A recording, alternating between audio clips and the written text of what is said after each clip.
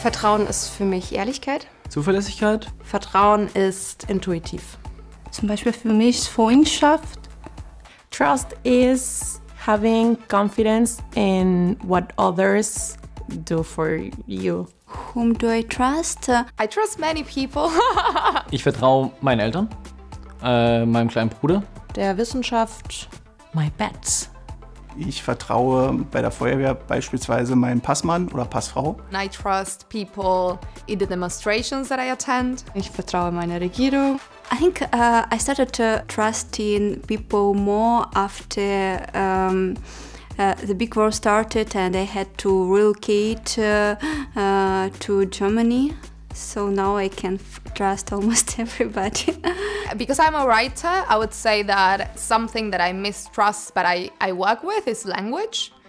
Because I think we trust in language in a way that we're not aware that also language contains like the beliefs of our society, so very colonial and patriarchal and capitalist beliefs. I trust less Russian-speaking people because I presume this person may be from Russia, this person may have a negative attitude to Ukrainians and be dangerous for me.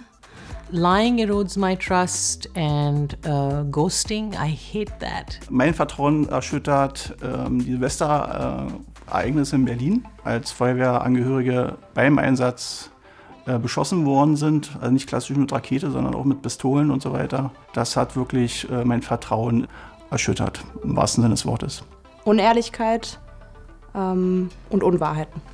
Verlorenes Vertrauen ist an meiner Stelle sehr schwer wiederzugewinnen. Auf Spanisch sagt man, ich habe großes Remordimiento. Das bedeutet, dass ich eine sehr nachtragende Person bin. There is a saying in my country, once there's a crack in the mirror can never be the same. I don't think in your hearts of hearts you can ever go back to how it was before. Verlorenes Vertrauen kann wiederhergestellt werden, indem man ehrlich ist, indem man sich selbst auch kritisch hinterfragt und indem man sich selber treu ist. Das gilt für Strukturen, das gilt für Institutionen, das gilt aber auch für Menschen. Was stärkt mein Vertrauen? Wenn Menschen wirklich das tun, was sie auch gesagt haben, dass sie tun.